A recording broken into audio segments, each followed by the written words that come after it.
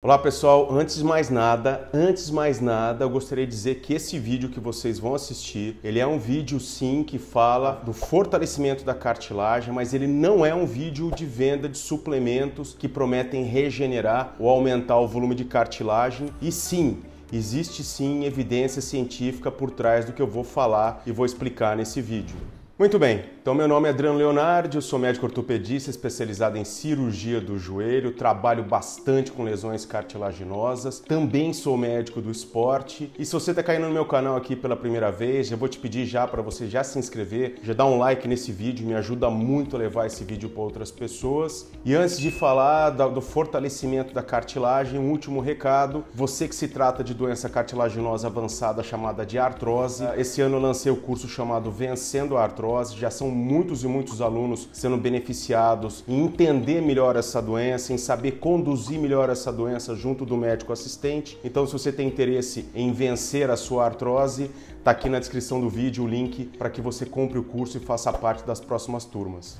Mas vamos lá, como eu vou falar de cartilagem, é importante as pessoas entenderem o que é a cartilagem. Então agora aqui eu vou entrar com a figura 1, vou mostrar aqui direitinho que a gente tem a cartilagem chamada de articular. Então nada mais é do que um tecido, um grande colchão que reveste as articulações, ele absorve a energia cinética conforme você salta, você aterrissa, você, por exemplo, jogando um futebol, fazendo uma mudança brusca de direção, você descendo e subindo uma escada. Então a cartilagem é um tecido que ao mesmo tempo ela é firme, mas ela é mole e ela faz esse movimento de mola na nossa articulação. Sem a cartilagem seria muita pancada de um osso contra o outro e o movimento seria praticamente impossível. A cartilagem tem algumas características importantes e a principal delas é a capacidade de regeneração sozinha praticamente nula. Hoje em dia a gente tem vários e vários estudos de regeneração de cartilagem, muita coisa avançada tanto no Brasil quanto fora do Brasil, mas geralmente para a gente conseguir regenerar uma cartilagem demanda tratamento cirúrgico. E esse conceito que eu vou trazer hoje, ele é embasado no nome médico esquisito chamado de mecanotransdução. Então o que é mecanotransdução? Pensando no formato da cartilagem, existe uma célula que é chamada de condrócito, e o condrócito ele é uma célula que gosta muito do movimento. Então aqui mostrando na figura número 2, as 4 camadas da cartilagem, as setas mostram o movimento homogêneo fazendo aquela pressãozinha na cartilagem. Quando essa pressão na cartilagem ela é desenvolvida de uma maneira muito boa, ou seja, de uma maneira cíclica muito boa, o condrócito ele começa a fabricar mais matriz extracelular, ou seja, como se você estivesse fazendo um carinho na cartilagem ao se movimentar, e o condrócito ele começa a aumentar a produção desse colágeno e aumentar a produção dessa proteoglicana. Isso é chamado em meio médico de condroanabolismo. Então, quanto mais movimento fisiológico, quanto mais você trata bem a sua cartilagem articular, mais ela responde fabricando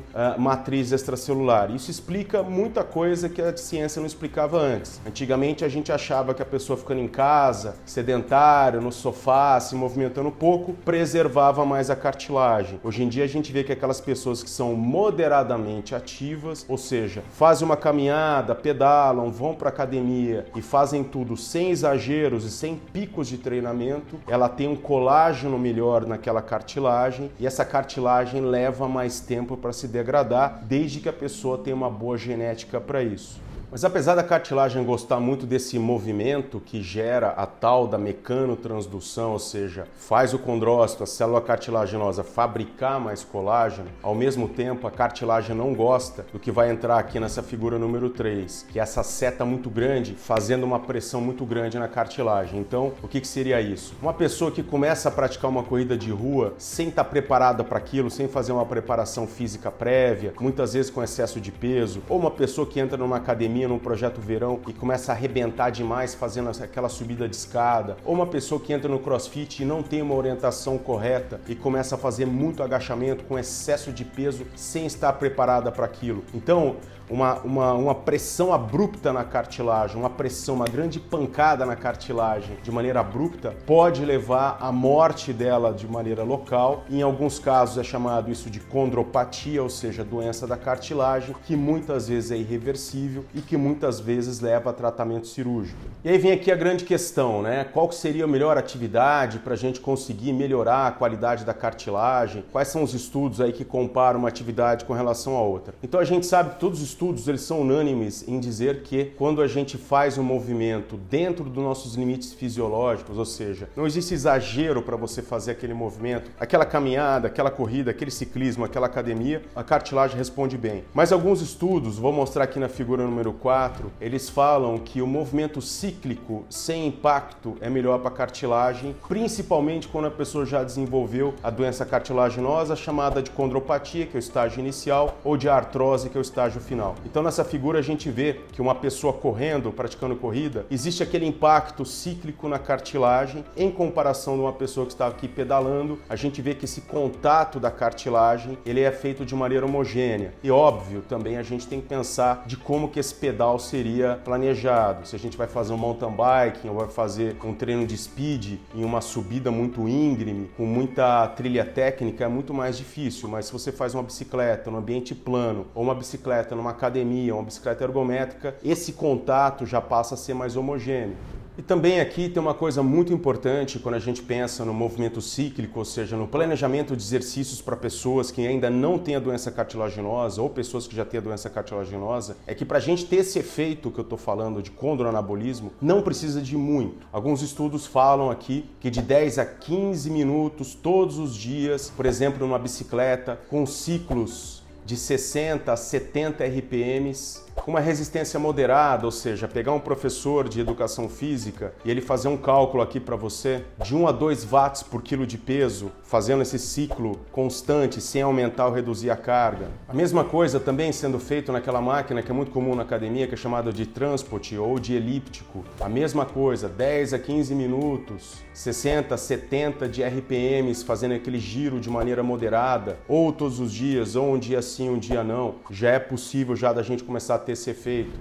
Outras alternativas também dentro de um ambiente de academia, o remo, 10 a 15 minutos, 20 a 30 remadas por minuto, intensidade moderada, já é suficiente para a gente começar a ter esse efeito condroanabólico na cartilagem. E se você não tem absolutamente nada que consiga fazer de maneira aeróbica, ou fazer uma caminhada leve, ou de repente usar aquele aparelho chamado de leg press na academia, estando no aparelho de leg press muito bem posicionado, um profissional de educação física te ajudando a ajustar bem o aparelho, posição dos pés, posição dos joelhos durante a execução do movimento, isso muito bem explicado, por exemplo, no curso Vencendo a Artrose. Você faz aí de 20 a 30 ciclos por minuto em resistência pequena, já é suficiente para a gente conseguir ativar e fazer aquela mecanotransdução. Enfim, são diversas formas que a gente consegue atuar para a gente preservar a nossa cartilagem. E o que eu falo para todo paciente que está fazendo o tratamento de doença cartilaginosa, sendo ela uma condromalácia inicial ou uma artrose em estágio final, a pior opção para todas as pessoas é ficar parado, é ficar, entre aspas, proibido de fazer atividade física. A atividade física ela tem efeito condroanabólico na articulação. Tudo no nosso corpo que não funciona, nosso próprio organismo começa a atrofiar e eliminar. Então, todas as pessoas que passam por períodos de inatividade física têm efeito direto de um impacto negativo na cartilagem e uma perda extensa de cartilagem. Então, a pior opção é ficar sedentário. Movimente-se sempre e pergunte sempre isso para o seu médico que está te acompanhando. Se ele não souber te ajudar com relação à prescrição de atividade física para o seu problema articular, então consulte um médico do esporte, um médico formado em medicina esportiva para poder te ajudar e não deixar a tua doença cartilaginosa